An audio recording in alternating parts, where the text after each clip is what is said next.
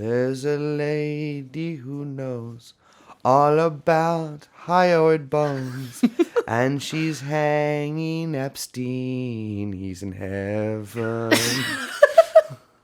She lives in the Poconos. Her husband got famous dome, and she's hiding the body of Epstein. Like that one? That's Lives pretty in the good. Poconos? Yeah. I mean, it's I've been working on that for about 3 weeks now. I've finally. You can tell. Yeah, absolutely. I mean, I've been workshopping it. I've been playing around with fairies and elves, etc. And I think I've got it. This will crack the case. This is meme magic. Oh, meme team. Oh God, that's the most. MIT, what is the word people baby. use now? Simp. It's the Yes. most simp shit in the world. I said this on Twitter, but it's true. Meme team has mad Fact Squad vibes. I cannot believe that Hillary Clinton hired a guy from the Jeffrey Epstein College, MIT Media Lab, to fucking do her meme team. That's not what we're talking about. No, we're not talking about that. I just can't believe it. I just like that you just called Elizabeth Warren Hillary Clinton. Oh, I did? Sorry. Check this out. I'll make it woke. All white women look the same to me. Sorry. Yeah, I can't tell the difference between natural racists. Yeah, it's Elizabeth Warren isn't white.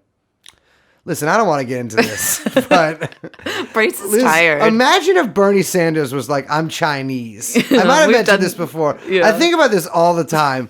Bernie Sanders put out a cookbook that's like, General Cho's with Uncle Bernie, and just like was like, yeah, my great uncle is from fucking Xinjiang.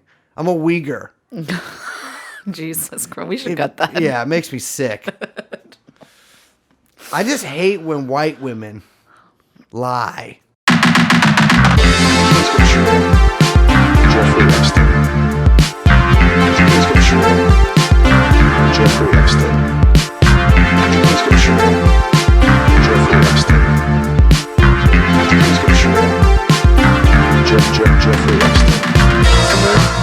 Come in. Jeffrey Epstein. Speaking of, well, are we doing this? Should we get into it? Let's rock. Who are you? I'm Liz. Hello. I refuse to say who I am. Say your name, Bryce. Oh wait. No. I'm going incognito mode for this. Yeah. Welcome to TrueAnon, you guys. And we are joined by producer Young Chomsky, and we have in us in the room the ghost of Ghislane. This turns out Ghislane hangs out with rich people. Yes, that was in the news this week. She was found to have been a guest at a Bezos retreat to, what was it called? Campfire? Campfire. Jeffrey Bezos. Jeffrey Bezos. By the way, 100% implicated in this in every single way, which we can't prove it, so I can't say 100%. I can't say 100%, but I have to say allegedly. Bezos fingerprints all over this stuff. Over what? Pedophilia, etc. Oh, sure. Yeah. Emphasis on Allegedly. the et cetera, alleged. Yeah, absolutely allegedly, sir. I don't mean any disrespect. So there was an article in Vice, which, newsflash, still around. Yeah, sucks ass. Didn't know that Yeah, that was... shout out Ask Katerji. Didn't know that. I thought that they were like kaput. No, I wish. I mean, someone needs to eventually go in there and do it. Anyway, so they reported that a couple attendees, unnamed, would not go on the record, attendees of the annual Campfire Summit, that Miss Ghislane Maxwell had attended. So what is Campfire? So Campfire is a flashy celeb retreat paid for by Mr. Bezos. That's all expenses paid. Yeah, it's an inclusive. It's like Sandals Jamaica. My God, what's that like? Isn't there a horny sandals? What's it called? It's called like Catalyst or something. No, that's the Jacobin magazine. it? No, there's one called like Commune. Crucible or something, like where you go. I've seen a. We I've should seen start an like a ad horny for it. Marxist one called Commune. Oh my God. I went to that last year. It was the DSA convention. Disgusting. Nut Cue everywhere, the drum all over the floors. sound. It's like a secretive retreat that it's one of the. There's a couple that Amazon puts on. Campfire, from what's been reported, which is very few and far between, is that it is more geared toward artists, writers, what we call the creative class. So it seems to be more affiliated with Amazon Productions as opposed to the other kind of nefarious or equally nefarious Bezosian projects. Bezosian, I like that. Yeah, I'm looking at some of the past attendees in 2011 saying Jeff Tweedy of Wilco. These are the people that run the world. Jeff Tweedy of fucking Wilco. The director Jason Reitman, who's doing the new Ghostbusters, which is a deep state film. And Werner Herzog, who I'm sure... Protect Herzog. Yeah, who knows? They probably kidnapped, brought him there. Shit, I don't know. Maybe he's doing a documentary on it. Yeah, I'm sure. And George R.R. Martin, which is the Game of Thrones guy. Yeah, I mean... He's the producer of the Beatles. Yeah, it appears that guy who is... I mean, you and I both know that is pederast written all over it. I don't know what they're doing here at Campfire because it looks like they don't really talk about it, right? Yeah, it says here, some writers, when contacted about their past attendance and asked whether were going this year, reacted with something akin to terror. To terror? One writer begged not to be mentioned in any way, insisting that it was a private, off-the-record event and should remain so, lest Mr. Bezos be offended. I mean, Bezos knows that they're talking to whoever this journalist is, too. Yeah, by the way, that quote's from the New York Times, the failing New York Times, the one and only. So, just in case you thought that I was being, like, I was exaggerating. Yeah. I mean, they did use terror. Yeah, that's a pretty strong word for the New York Times. Yeah, so I think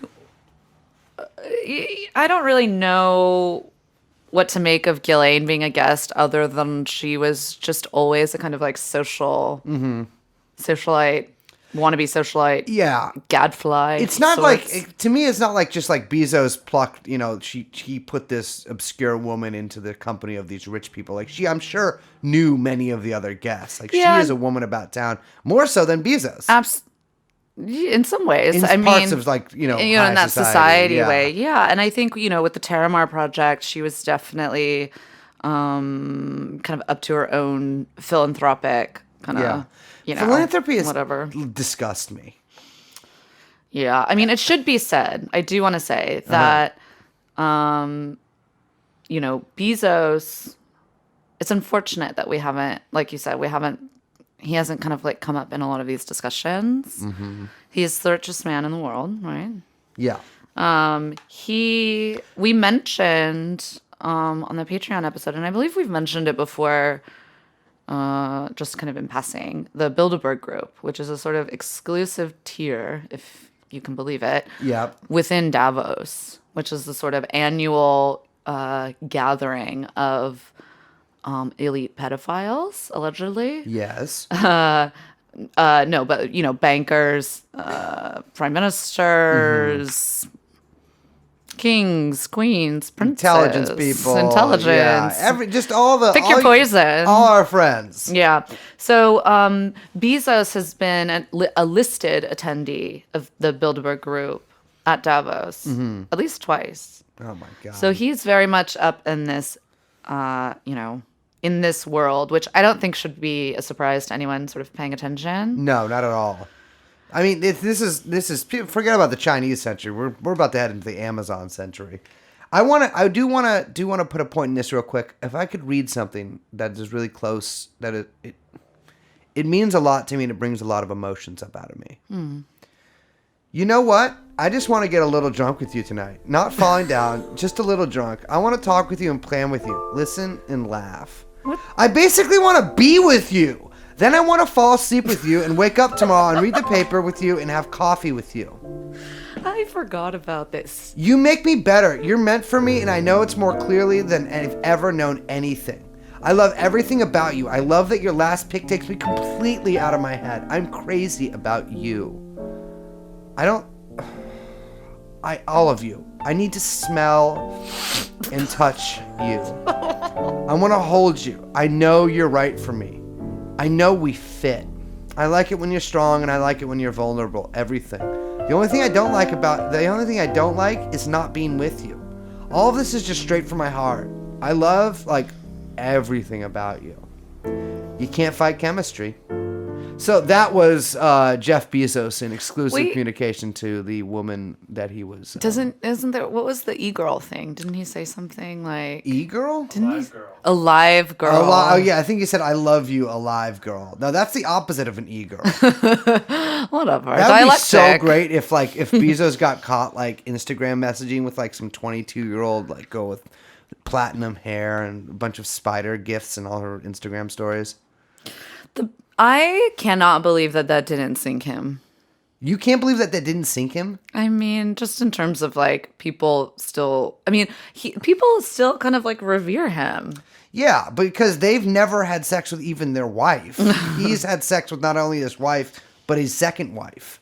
What was crazy about that? I mean, this has nothing to do with anything, but I just want to mention when that whole divorce thing was happening, it was like what I would imagine a divorce happening during the Habsburg Empire. Yeah. Do you know what I mean? It was just immediately, but it was just immediately there was a brand new Queen billionaire. Bezos. Queen billionaire. Oh, just created out of nowhere. Yeah. Just She because became the a kingdom titled- was split. It's insane. I mean, to our listeners, think about all the heartfelt things and the way you talk to maybe a loved one or a girl you're interested in or a fella you've been seeing. Just say all this Bezos shit to them. They'll love it. I mean, think about this. Bezos is out there getting poontang while you're sitting in your fucking car on your way to work listening to this podcast. What you should do, actually, is not read that, but Don't read that. have your Alexa read it to them. Yes. Actually, if you make your Alexa read those texts, it'll just start recording everything you say. It's already doing that, so don't worry. Yep. But yeah, that's how the fucking Bilderberg freaks talk to each other. So Yeah. This is what, this soulless men who believe they're gods. You know what I mean? I love you, alive girl.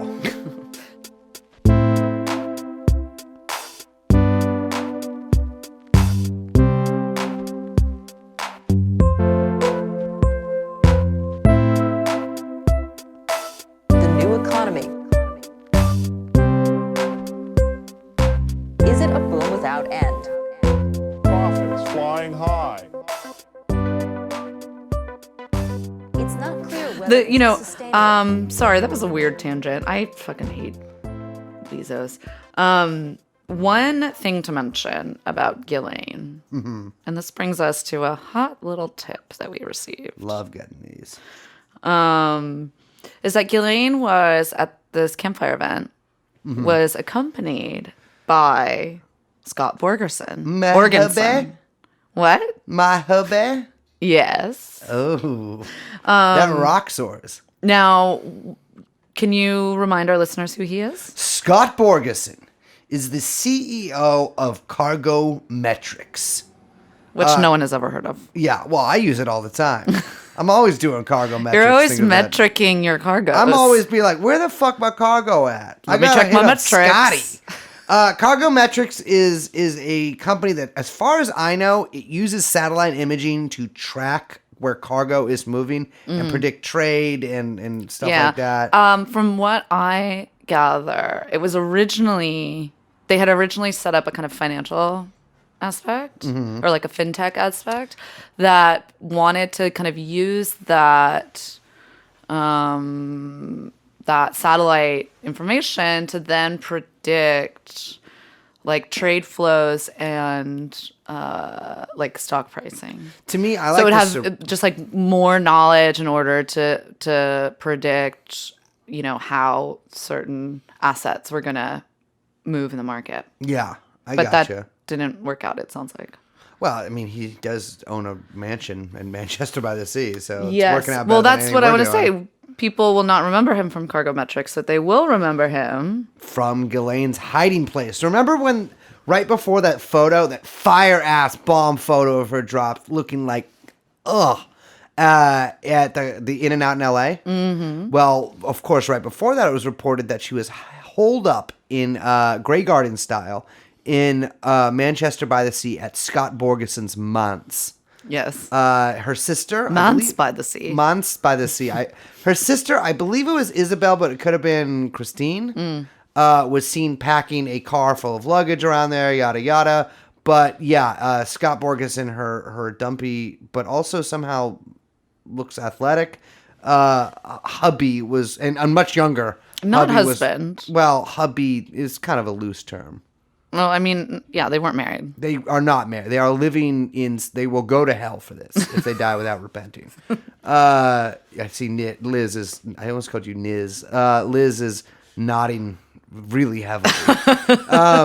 Yeah. So I'm sure. I mean, Maxwell had her Terramar bullshit. He had his, spying on cargo company, and so of course, but these two denizens of the sea.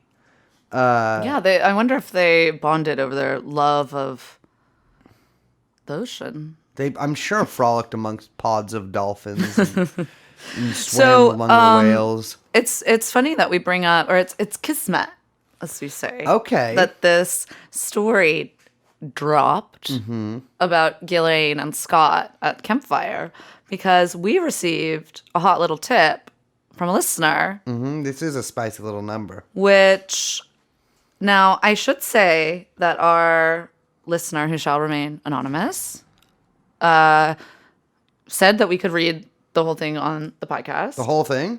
Yeah. Awesome.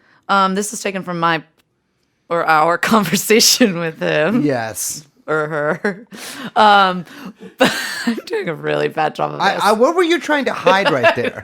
Were you trying to obfuscate whether it was me or you who talked to them? I literally don't know if this is him or her. I don't remember. I didn't have this conversation. You did. You think the government's going to be confused because they're trying to figure out which one of did Brace or Liz talk to them? Oh, we'll listen to their podcast and find out how they intro it. Brace, be nice. It was me who spoke to this person. Anyway, I am going cultivated to the skip source. over some things and redact some things out of kindness. A loving redaction. Yes. And this is quite long, so we'll probably pause to talk about some things. But there's quite some juicy little details in here. So, this is a quote from a non-listener. Who should we call this person? The Colonel. No, you always try to say the Colonel. I know. I always want a source called The Colonel. I think that makes it sound more professional. Let's call this person Let's see. Phil Donahue. Phil Donahue. All right, this is a tip from listener Phil Donahue. So Scott didn't seek out Ghislane, as far as I know. He's a person who is very seduced by status and pedigree. Nothing wrong with that. Used to work at and Scott used to come in. Said he came in one day gushing over his new girlfriend, Ghislane. Oh, boy, God. And he was all, she went to Oxford. She moves in some high circles. He was literally getting her Oxford diploma framed. She looks like a chimp with late-stage syphilis. She's she's melting. But it was such a performance. Googled her, and that's when we found out who she was. This was about 4 years ago.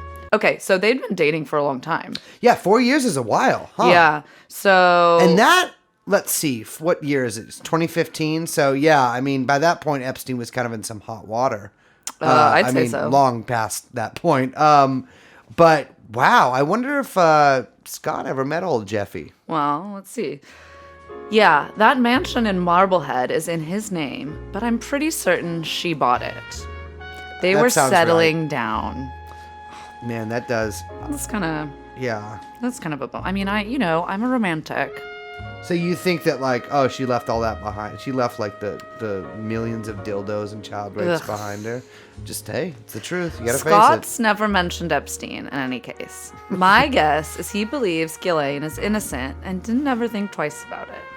After the tabloids published photos of Scott and his dog, he lost business. I'm going to use another cargo spine company because this one is led by a guy who's dating a notorious child rapist. Well, it is kind of interesting. Mm-hmm. I mean, I think our friend mentioned that it was quite significant business that actually they lost. And I think he may have, I mean, my intuition here is that the board of directors Mm-hmm. was quite concerned Yes. about the relationship when it came out in the tabloids. Yeah, I can imagine. That's not a great thing. I mean, as someone who's served on several boards, any of my guys ever came out with a story that they're dating one of the most notorious white slavers in late 20th century history, I would be a little concerned. Yeah. Used to dog sit for them. So used to swing by and pick up the dog from their place in Marblehead. Hasn't been asked to do that since maybe June or July. So that's what she's been hiding out there the whole time then. Well, yeah, it goes on. This person thinks Ghislane is still there, with his logic being all her stuff is there, she lived there. So this is where she lived. Yeah, this Which was her is not residence. what I understood to be the case up until now. What did you think was the case? That it was like her boyfriend's place. Yeah, Like, okay, I mean, yeah. it seems like the relationship in the press was really downplayed. I always thought that she was kind. You certainly was, and you did not hear much of it. That In-N-Out Burger story obliterated this story. Yeah, totally. And I had always, interesting. I had been, and I sort of sourced this from rumors that appeared in the New York Post and elsewhere, under the impression that she was living in the UK and she was hiding out there. So we continue. I know she has a place in London as well, Oh, there we go. because Scott invited me to have dinner with them a couple years ago.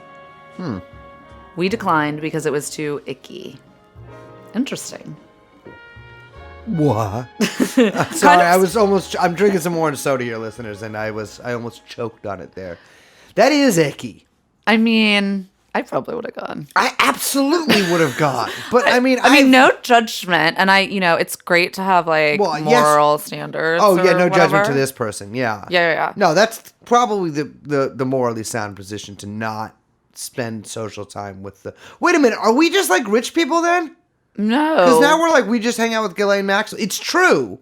If we were invited to dinner with Ghislane, I would go. yeah, but you also say To catch a pedophile, you must become a pedophile. right, Correct. which I don't like. I would but spring it on her. I would just start asking her. I will about say it. you do have a point in this instance. Yes.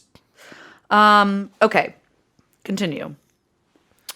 So I had asked how the story even got to the tabloids, because that was always very confusing to me. Like how'd they track her there? Yeah, it's like, what, you're just like, photographers are all around, and then you see a dog and you put some, Yeah, I A mean, and B they've to been it. on It the didn't make hunt any for a little sense. while, but how did they get on the hunt? Well, I asked our source, Phil Donahue, who said, "Oh, that's a great part. His fucking neighbor was mad about the fence he was putting up and called the papers." Oh my God, this is like, didn't this happen to like Scott Walker and Paul Ryan or someone of those fucking Rand Paul. Yeah. Yes. Oh my God, with the It's you know another what? Paulian All incident. politics are local. Yeah. Remember that. You know what? Here's a little thing. Here's a little gem I came up with last week too. The personal is the political. Exactly. And you know what? Sometimes it comes to bite you in the ass. Wow. Yeah. So, Sticking your nose where it doesn't belong. or just keep your side of the street clean, people. That's what I Yep. do. Okay. Now on to the really interesting stuff. Scott has maintained that all the authorities know where she is, and it's just journalists who are not being told. I think his words were, quote, "She's in contact with all the people she's supposed to be in contact with." So that would be William Barr. Well, it would just be any I mean, it's not surprising to me. That she hasn't been picked up. Yeah. How come? I mean, if she's in contact with police investigators. Yeah. And they know where she is. Mm-hmm. Then, and there's no, I mean, it seems like they're kind of trying to like keep the whole thing wrapped up tight. I could see that. I mean, it's just a little confusing to me. I could see someone, pretty much everybody in this story kind of turning on Epstein too, but now that he's dead, it would be much harder for her to get a deal. So it's a little confusing to me why she hasn't been picked up. Could be several reasons. They're trying to build a better case against her, which, a little iffy on that. Or they're just sort of trying to let her go free, you know? I mean, there's been so many false, or not false, but like, there's been so many sightings of her or rumors of where she is that have turned up nothing, that like, it does make you a little suspicious. I don't know really what to make of that. I don't either. I feel like I kind of want to like trust it in a weird way because it sounds like, I don't know. I get the sense that I get about Scott is that he sort of was like genuinely in love with this person. How? I don't know.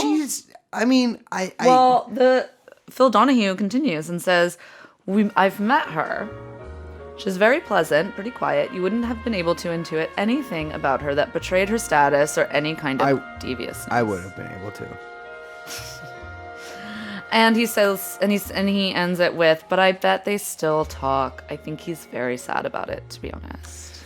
Scott, if you are listening to this show, my man, I need you to use the Bezos method. I need you to text her right now. Hello there, alive girl. Or is she alive, girl? Exactly. We need answers, Scott. Yeah, God, poor guy. Imagine finding out that your old ass ugly girlfriend was in fact was one of the most prolific female child molesters in human history. Well, I think that my sense from speaking with Phil Donahue is that he 1000% believes she's innocent. That Borgeson still believes she's innocent? Wow. Okay. So I think it's a case of the heart wants what the heart wants. Yeah. Another phrase that I came up with. And, to be honest, I can sympathize. Yeah, I mean, I would be pretty bummed if I found out, like, my fantastically aged and weathered old woman that I dated, who I kept in my seaside manse, was Ghislaine Maxwell. Whomst among us has not fallen in love with a bad person for ourselves? Golly. I mean, the list is, thousands long for me. In fact, I would say hundreds of thousands long.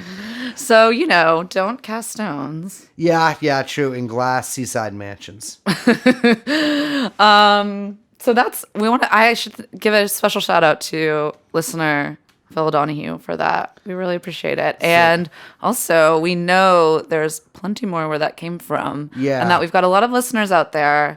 So any Borg heads out there? Yeah. Hit us up. And across the expanse of the Epstein extended universe. We would love to hear from you. Yeah, slide into those DMs. Taboo without end. Turning on your home computer. To make money.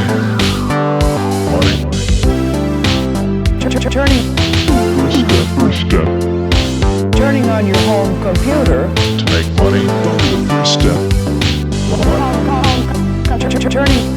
First step. Turning on your home computer. To make money. So another piece that came out in the news. Some new information, or is it, about the autopsy report? Literally no new information here. There is. There is new information, but it's been so frustrating to me. Okay, so let's pull back. Will you explain? Yeah, I'm not being a hater right now, but I am being a hater of Baden. Okay, but let's tell our listener what happened this week. Jeffrey Epstein was murdered in his jail cell, of course, the Manhattan Correctional Center. And one of the things that really stuck out right after his murder was that his hyoid bone had been fractured or broken. Yes. And other bones in his neck. Three other cartilage. Yeah. In his neck. And that is more consistent with let's say, a legal diagnosis of homicide rather than suicide. Yes. And we've, I mean, anybody with a working brain obviously understands that Epstein was murdered in some way or another. This was one of those things that's like, okay, well, it's right out here in the open. And of course, he was declared a suicide about, I believe, a week after his body was taken to the medical examiner. Could be less time than that. I can't really remember the exact time frame. But Epstein's brother, Mark Epstein, who's totally innocent of all charges and just a really upstanding citizen. Please don't ask any further questions. Yeah, he had a company with his brother. In fact, he partially owned that building on East 66th Street where Epstein kept his child slaves that he purchased from Europe. Ah, well. But he just didn't. I mean, dude, here's the thing, Liz. I own lots of buildings. I don't know if someone's running a global pedophile ring out of them. What am I, fucking the super landlord? Yeah, it's not like I want to say let's trust Mark Epstein here. Yeah. But I will say it's one of those instances where you kind of want to step back and say, I don't know, let's see how this pans out. Exactly. So Mark Epstein hires one Michael Baden. Baden. Michael Baden. Michael Badane, who is a sort of like celebrity. What do you call him? A celebrity forensic pathologist. The only forensic. Forensic. No, he's running forensic. Sorry, wow, ableist much? Dyslexic, possibly. So Baden has an illustrious career. He was the chief medical examiner for City of New York from 78 to 79. That's not very long, is it? 1 year? He got fired for telling rich people how to get away with murder. He was the chairman of the House Select Committees on Assassination, that's like the later congressional investigation of the JFK murder. Oh, right. In the forensic pathology panel there. And he investigates anybody. If it's a famous case and someone's hiring a pathologist, you're hiring this guy. Oh. He's like hired, Dr. Oz of autopsies. Exactly. He checked out Michael Brown's body. What did he say about Michael Brown? I don't remember. Okay. But it appears that Baden does kind of just I don't know. He's a weird guy. Do you think that he's hired to say what he's hired to say? I think he's hired to. I mean, when you're in a court case, you're hiring the expert you're hiring. Sure. Says what you want them You're to not say. like, I'm just hiring an expert who Neutral knows body. what he's going to say. Exactly. Not saying, of course, that Michael Brown wasn't murdered. That's you That's don't what need you're a fucking saying. pathologist to say that. No one is saying that. It's Baden is a little bit of a crook. He had an HBO show too, called Ballers. HBO Hyoid Bone. Yeah. On Broken. And now he is, of course, back in the limelight and giving interviews on Fox and Friends, which, of course, should be noted is the only TV show that Trump watches on Fox anymore. He's an OAN guy now, which I keep repeating, but it needs to be said. Yeah. But yeah, and he's going on there giving a 10-minute interview about how Jeffrey Epstein was possibly murdered, and he does raise some good points. So here's just a little bit of just reading straight from the news. Mm-hmm. Dr. Michael Baden, one of the world's leading forensic pathologists, viewed Jeffrey Epstein's body and was present at the autopsy, held August 11th, the day after Epstein was found dead at the notorious Metropolitan Correctional Center in downtown Manhattan. In an interview with the Miami Herald, Baden described Epstein's jail cell, the ligature he allegedly used to hang himself. Hold up. Ligature, for those who don't know, means it's the device he used to hang himself, which in Epstein's case was 2 orange bed sheets tied together. They were orange? They were orange. That's disgusting. Well, yeah. Who would have orange? Liz is orange is the new whack. That's what Liz be saying that. Can you imagine having orange sheets? I have orange sheets in my bed. I have purple and orange. I do Giants colors on my bed, orange and black. No, it's because you love gritty. I love Comrade Gritty. Yeah, sorry. Some of us do believe in anti-fascism. and I think gritty. Okay. Let me get back to this. His own suspicions that federal authorities have not conducted a thorough probe into Epstein's I'm still laughing at that. Epstein's cause and manner of death. They rushed the body out of the jail, which they shouldn't do because that destroys the evidence, Baden told the Herald. The brother, I like how he refers to him as the brother. Mark probably doesn't want his name in the news too much. The brother, Mark, doesn't think it was suicide. He is concerned it might be murder. It's 80 days now, and if, in fact, it is a homicide, other people might be in jeopardy. So, I don't know. I mean, okay. So, can you explain what Baden's argument is? So Baden's argument is that the hyoid bone and these other bones in Epstein's neck were broken, and that is more often found in homicides than in suicides. And you do not find this compelling. So I do and I don't. Like, I do believe, like, with every fiber of my being, of course, that Epstein was murdered. I'm super suspicious of the figure of Michael Baden, especially because of his weird JFK stuff. And I believe his wife worked on Phil Spector's legal team, and he did the medical stuff on that. I mean, he does seem just kind of like a for-hire gun. Yeah, absolutely. But I found this from a medical website. It says a retrospective study of 175 cases of suicidal hangings over a 5-year period found that fractures of the hyoid bone and associated cartilages, the injuries that the medical examiner found in Epstein's throat, were detected in 68% of cases, and that the proportion of fractures increased with the age of the deceased. A prospective study of 40 cases of suicidal hangings over a 3-year period found fractures of neck structures in 19 cases, 47.5%, more commonly in the study's older men. So it's not super uncommon, it turns out. Okay, but here's my question. I'm going to throw some things at you. And toss them at me, baby.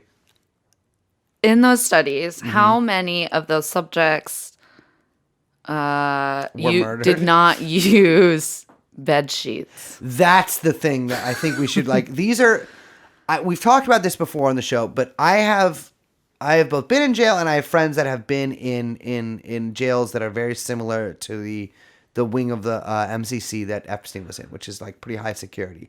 They do not let you kill yourself there. You don't have shoelaces. You don't it's not an easy place to kill yourself with. And these sheets are paper fucking thin. Yeah. And orange. So the force that Jeffrey would have had to use to kill himself, because remember they're saying he tied the sheet to the top bunk of the bunk bed. Yeah, and then he aggressively knelt forward. Yeah.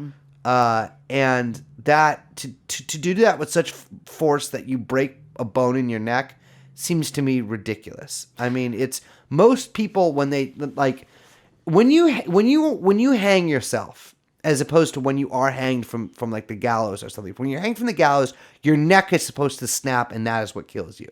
It breaks your neck. But when you hang yourself at home, when it's asphyxiation. That's exactly trying to say the A word, asphyxiation. Which, of course, many of our listeners will be familiar with autoerotic asphyxiation and accidents related with that. So it's a different way of killing yourself. I guess my only point is we don't know, or I don't know if it's listed in that study, the methods that the subjects that it cites used to hang themselves. Because if we're talking about using, rope from the ceiling or, a necktie on the doorknob or what have you. I mean, you're talking about very different methods, right? Yeah. So here is the abstract for the study. Well, here's the talk about the sample. The sample is divided in 4 groups according to the position of the ligature knot: interior, right, left, and posterior hanging. The authors analyzed all visible injuries of soft tissues and bones and cartilage of the neck. In 150 cases, we established that there was at least one injury of these structures. So part of the neck, the hyoid bone, etc. I am not able to access the actual study because I don't go to nerd school. Is it on JSTOR? It is on ResearchGate. Oh, I can get that for you. You can get the ResearchGate.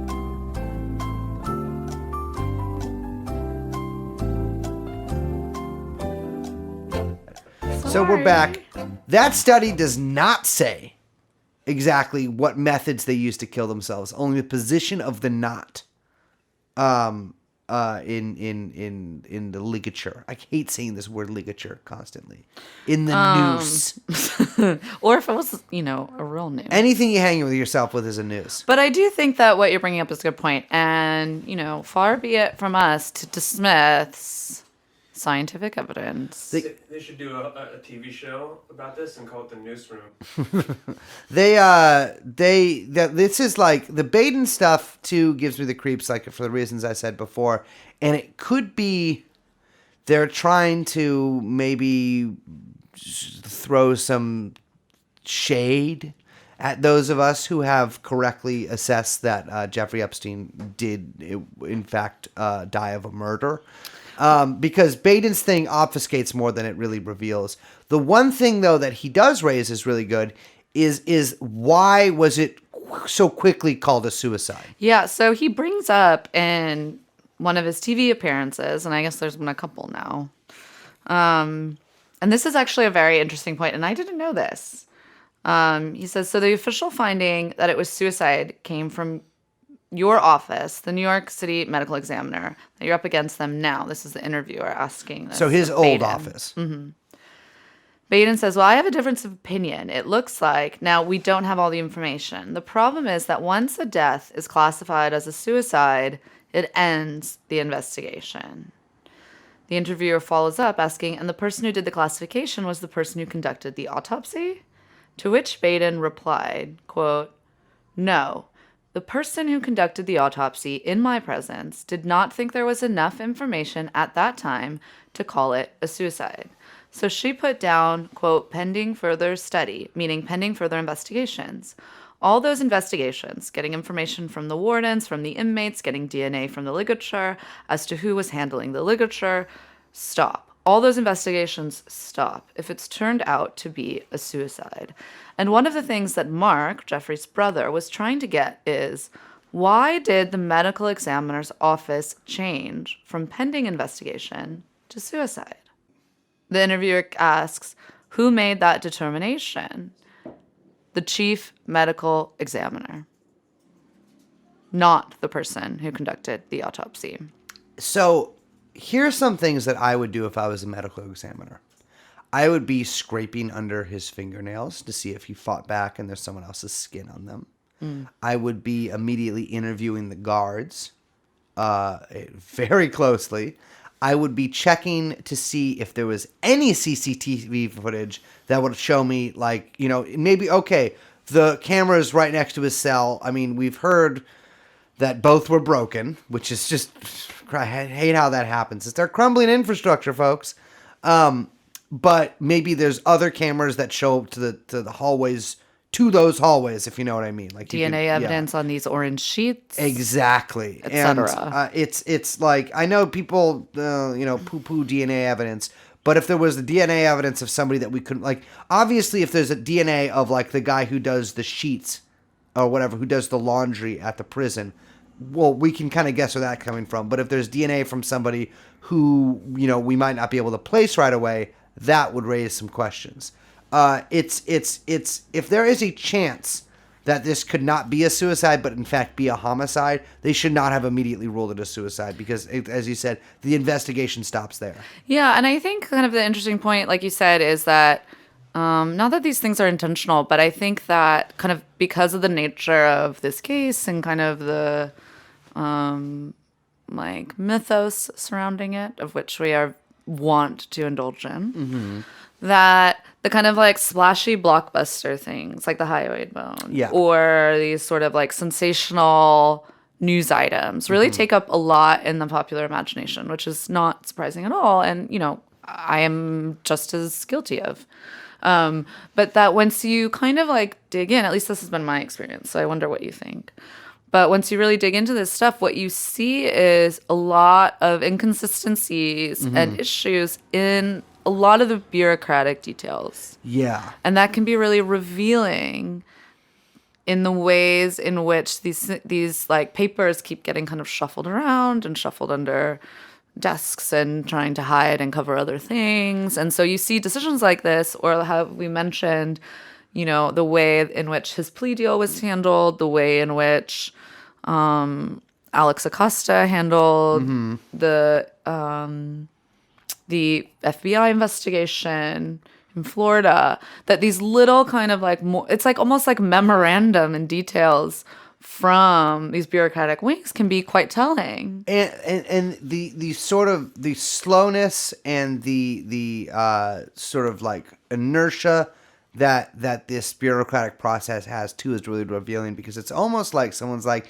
you know what, just hold this up in the details. Like, yeah, no cameras. Sand in the gears. Exactly. Like, and it's one of the point where like, oh, well, maybe we'll find out one more thing in like 5 years from now. But like, I mean, think about like, where's William Barr's investigation? Didn't he announce that he would open one? Heard not word one about that since he announced it. And it's like, they're trying to sort of like dazzle us with bullshit, like throw too much shit at us. Yeah. And clear-eyed. Exactly. And it can be a little overwhelming, but it shows you, I think that there is something going on, because there are too many, like, what do you call it when there are this many coincidences? When all the guards are asleep, when all the cameras are out, when the cellmate gets moved out of the cell. Like, what do you call that? Because that goes beyond, if we were religious and we were talking about a religious phenomenon, we would call this a miracle. I'd call it kismet. Kismet. Okay.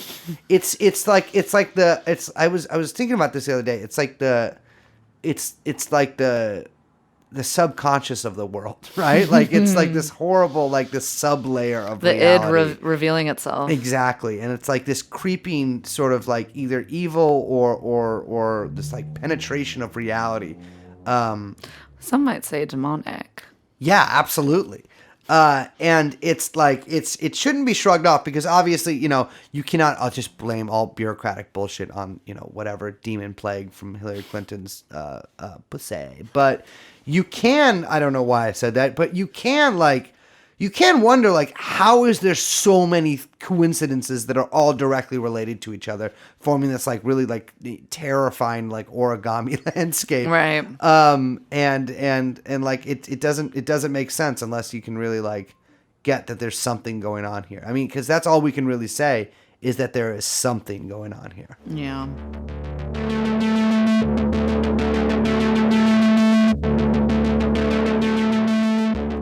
Hillary, I have to ask you a question that has been plaguing me for a while. How did you kill Jeffrey Epstein? Because you're not in power, but you have all the power. I really need to understand how you do what you do. Because you seem to be behind everything nefarious, and yet you do not use it to become president. What is the game plan? Well, Trevor. But honestly, though, what does it feel like being the boogeyman of the right? Well, it's a constant surprise to me. Because the things they say, and now, of course, it's on steroids with being online, are so ridiculous beyond any imagination that I could have. And yet they are so persistent in putting forth these crazy ideas and theories. Honestly, I don't know what I ever did to get them so upset.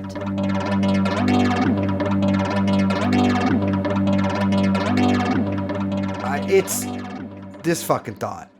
I cannot believe this shit. So I got really heated when I saw this. If you think about it for more than just like the first surface level thought of like repulsion, it is like so much more depraved than anything almost I've ever seen in my life. Yeah, it is. So it's like deeply offensive on a couple different levels. I mean, first let's take a look at what she is laughing about. Well, actually, even before we talk about fucking Crooked Hillary, I want to talk about this asshat Trevor Noah. This little bitch. And this fucking show that's allegedly called The Daily Show. So the way that these like dumbass things work is that, you know, Hillary Clinton and Chelsea, you know, her fucking kid, Chelsea Clinton, you know, they're told prior to all of that. They're not going to answer any questions. This has been rehearsed. This has been rehearsed. This is not a surprise. So this is a bit coming from the ingenuity of Trevor Noah's writer's room. And I do have a question. Is this coming from their writing room or is this coming from Hillary's people? It could be. I could be a combination of both. Yeah, And I think my that- suspicion is it's probably Trevor's people that were like, we've got this idea, we want to float it on you. We think it'd be really funny. I mean, they're all Hillary people in one way or another. Well, yeah, that's true. I mean, God knows what the salaries are at a fucking late night writing room. I mean, even if they're bad, I mean, they're all the kind of people who are like about Bernie and stuff like that. Anyway,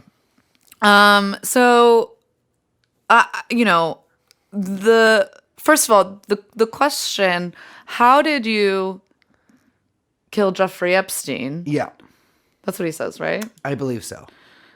And then he moves on to, because it seems like you're always in power, but you're never in power? Yeah, so he asked her, like, how did you kill Jeffrey Epstein? And she laughs, and the audience, you know, is everyone amazed laughs. at Ha ha ha! the It's so temerity it would crazy. take, you know, Everyone the is so gall crazy. of the South African. I don't know if it's about that, but it's you know, asking her this question. But then he just answers it by being like, well, of course it's a joke, you know.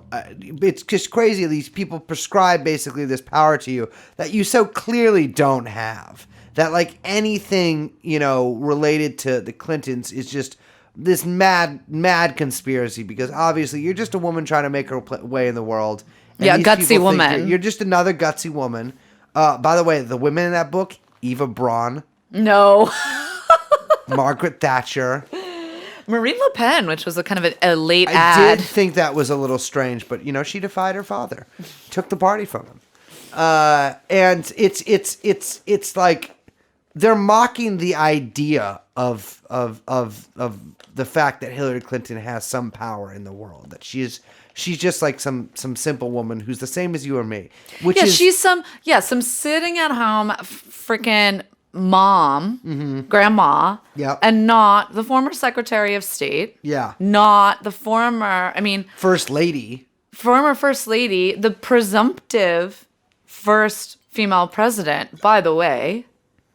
Which I love the idea that it's like, you know, you're always on the side of wrong. How did you not use that nefarious power to get to be Yourself president? And elected. it's like, well, I guess because the good light of Professor Dr. Trump stopped him. Yeah. Stopped her, bitch. It's crazy. It's like The framing is it's insane. absurd. And like the other thing is, or one of the many other things is that they are laughing on TV. Like Hillary Clinton, Jeffrey Epstein, to you or me, to anybody listening to this, is somebody we've never met. We've never been in the same room with. We've never known probably anybody who's ever met. But Hillary Clinton has met Jeffrey Epstein. Hillary Clinton's husband flew around Africa with Jeffrey Epstein. Hillary Clinton, like, her family is intimately connected to Ghislane the Maxwell was seated. aisle seat.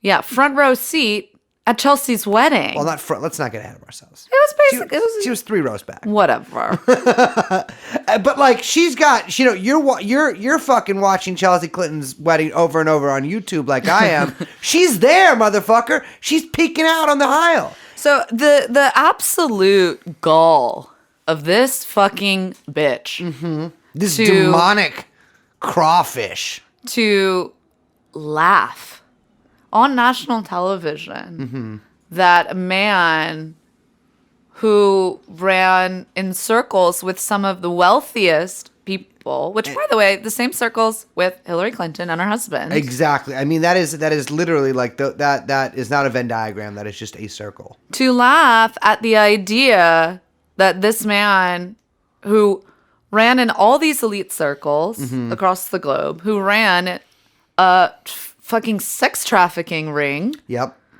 along with a guest of honor at her daughter's wedding, to laugh at everyone on national television that would suggest that perhaps there is a massive cover-up happening in order to keep those who might be, our quote-unquote problematic faves from being implicated. Yeah, I mean, Like it's laughing in our fucking faces. literally laughing in our fucking faces. In New York, in some fucking television studio with some other motherfucker who all he does, I mean, Trevor Noah, of course, should be in a prison made for him. He should be on an island by himself. But it's her and her daughter on here. Like, Chelsea, how could you laugh about this? This is one of your friend's best friends.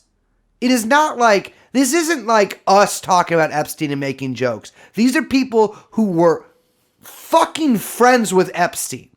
Like, and if they're laughing about it, imagine what they're fucking laughing about when they're talking about you.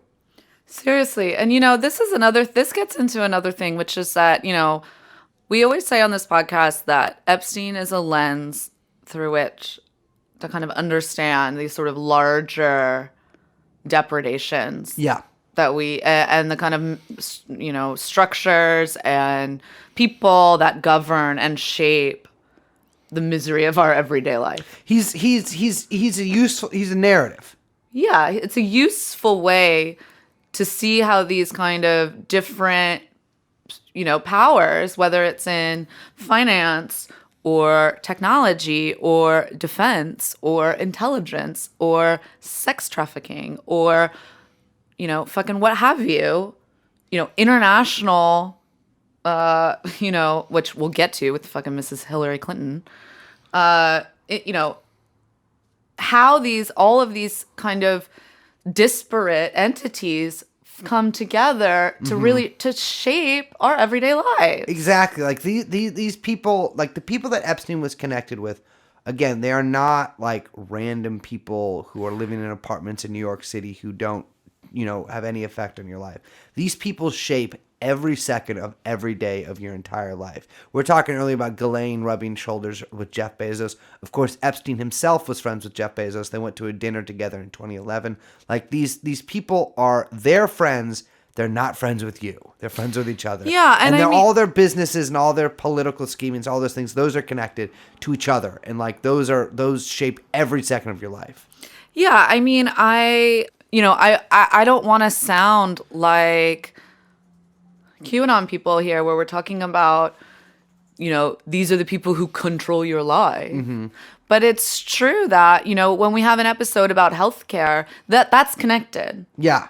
Hillary Clinton laughing on television about justice not being served is an example of the exact kind of impunity we're fucking talking about. Exactly. I watched that and I fucking lost it. First of all, the lack of care for actual victims is disgusting. Yeah, like your fucking husband who is accused of rape by multiple people and who I don't know what you want to call what he did with Monica Lewinsky, but it certainly wasn't 100% consensual if you're the fucking president. Is like... I'm sorry, he was on the plane. I can't get over that. He was on the plane with fucking Kevin Spacey and Jeffrey Epstein flying around Africa. The fuck do you think they were doing? We don't really elaborate on it because we don't know exactly. But one can guess what they were doing without the prying eyes of the American press. I just think it's really telling to kind of watch the way that joke was structured in order to kind of make a point about like fake news and Hillary's haters or whatever. Well, it's just a vast right-wing conspiracy. Exactly.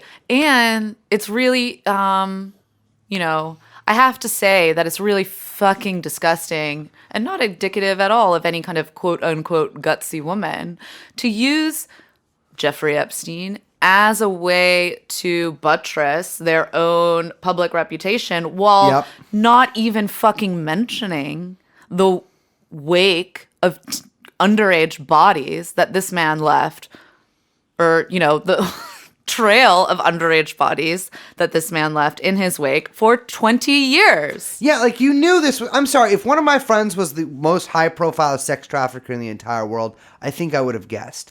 And like it's like these Gutsy when I'm sure it's like in their book, I'm sure it's like Rosa Parks, Hillary Clinton, Chelsea Clinton, etc. Like I think women like Johanna Schoberg and Virginia Giuffre have a lot more, like they should be Like, those women should be on national television, not fucking Chelsea and Hillary Clinton. Right. Yeah, Chelsea Clinton, who, by the way, has done nothing. Yeah, besides just be a perfect zero. You know, the other thing that it really made me feel sick was because I was immediately reminded of the last time Hillary was on national television cackling about a man's death. Yeah, they talk about in the interview like, oh, you had this crazy right-wing conspiracy of all these bodies, in your past. She killed Muammar Gaddafi, the head of state of Libya. And then she laughed on it on national television. Like, that's not a conspiracy theory here. I didn't learn this on 8chan. Like, no, I implore everyone to pull up the CBS News clip and watch her say, we came, we saw, he died, and then hear that familiar cackle. Muammar Gaddafi was sodomized by, like, a piece of metal to death. Yeah. Like, now that country is like war-torn slaves. Yeah, just a total failed human state. and sexual and organ slave hub. Yeah. It is a complete and total disaster. And it's never mentioned, by the way. Libya is never mentioned. This fucking crone just gets to go on TV and laugh about the suicide, quote unquote, of her old friend, her actual good friend's best friend, if that makes any sense, or her husband's like old travel buddy, is one of the most grotesque things I've ever seen in my life. Everybody who works for the Daily Show, who was involved in that, or hell, who even knows the people involved in that, I hope you do some fucking fentanyl. Well, I mean, I hope you do some soul searching. Yeah, because it's really on fentanyl. fucking disgusting. Like, it makes my skin crawl. And I think, I really thought back to our conversation with Dasha when she went down to the courthouse and listened to victims' statements and these really gutsy young women coming forward to tell the story of their abuse. Yeah, and their abuse at the hands of a man who would threaten them, who said he could do things to them that we can't even imagine. Yeah, I mean, most of what was done to them has been redacted. Let's be real. Yeah. So, a big old fuck you to Crooked Hillary. Suck my dick. No. Both of you. Same time. I'm so fucking happy you are not president. Oh my God. Yeah. Fucking rotten hell, you dumb fucking bitch. We came, we saw, and died.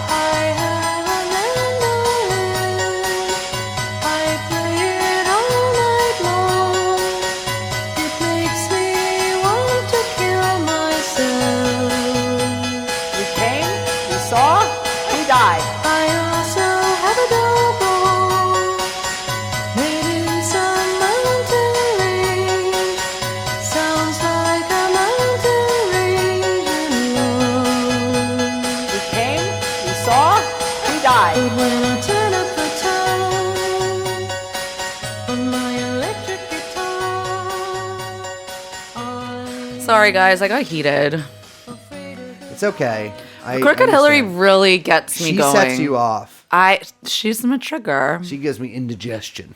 I just really had